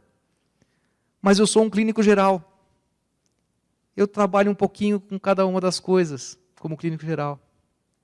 E o que esse curso deixou claro para todos vocês, tabeliães de protesto, é que vocês também são chamados a serem clínicos gerais. Vocês não são, em primeiro lugar, uns especialistas em matéria de protesto. Tem um conhecimento específico, sim, em matéria de protesto. Mas vocês são vocacionados e chamados a ser também clínico geral. Nós começamos falando do quê? Direito cambiário, direito comercial, título de crédito. Depois a gente começou a falar o quê? Direito civil, nós falamos em locação, nós falamos em alguns contratos que também são do direito comercial, leasing, contratos bancários. Nós falamos de alguns outros contratos em geral, e vocês vão ter que saber disso. Contrato de prestação de serviço, né? Contrato diverso, distinção de obrigação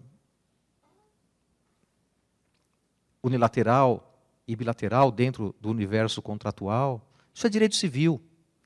Vocês vão ter que ser chamados também a conhecer coisas do direito do trabalho. O juiz trabalhista vai mandar para o ofício, então vai conhecer o trabalho. Do direito processual penal, eu falei para vocês hoje aqui o artigo 63 e 68 do CPP. Vocês são chamados a conhecer coisas que são de um universo muito mais vasto do que só o protesto, porque senão vocês não vão trabalhar bem. E talvez nisso também esteja uma afinidade minha com a matéria notarial e registral que tem tudo isso, e de modo específico também no cartório de protesto, dos tabeliães de protesto. Porque a matéria com que vocês tratam exige de vocês uma coisa que se chama clínica geral do direito. Clínica geral do direito. Nós passeamos aqui por diversas áreas do direito, sem especialidade nenhuma, tal como vocês. Mas, ao mesmo tempo, a gente precisa tocar o universo de todas elas. Mas, por fim, com uma única e última recomendação que eu deixo para vocês. Um bom clínico geral, quando examina o seu paciente, ele coloca a mão no paciente para ver os seus sintomas. Se ele só pergunta, o que você tem? Quando você vai no médico, no clínico geral. Eu tenho isso, aquilo, tá bom, tal, e dá o remédio. E esse clínico geral não é muito bom. Especialmente como clínico geral, porque se você vai num clínico geral, você já nem sabe o que você tem. Tá doendo aqui, tá doendo ali. Ele precisa fazer o quê? Precisa examinar, precisa ouvir bem e precisa botar a mão lá para ver. Está doendo, não está doendo? Bate lá, vê como é que é. Ele precisa botar a mão na massa. Não é? E enquanto é clínico geral, que é o meu perfil de ser, ou por vocação nas coisas do direito, ou por força da própria profissão de juiz no estado de São Paulo, eu também tenho um pouco de perfil de clínico geral nas coisas do estudo, e esse perfil de clínico geral me faz com que eu também tente, pelo menos, antes de falar alguma coisa, colocar a mão na massa.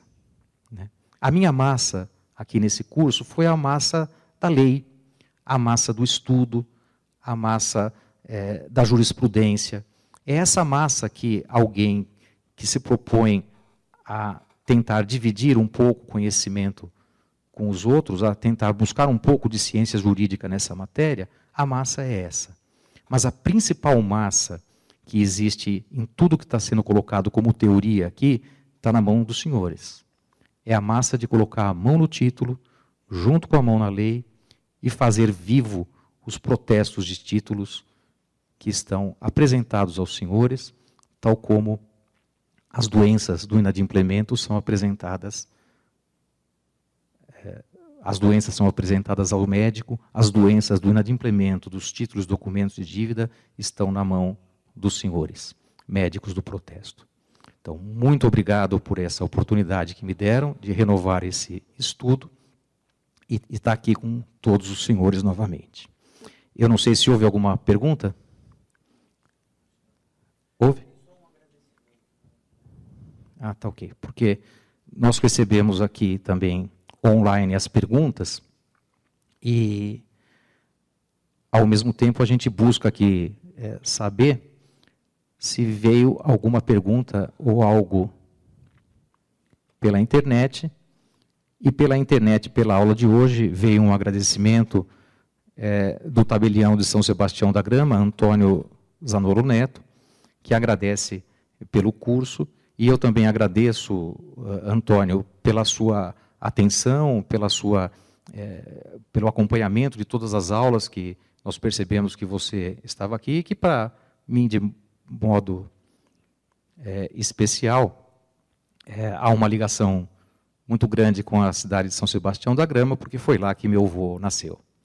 Então, agradeço a todos novamente. Muito obrigado.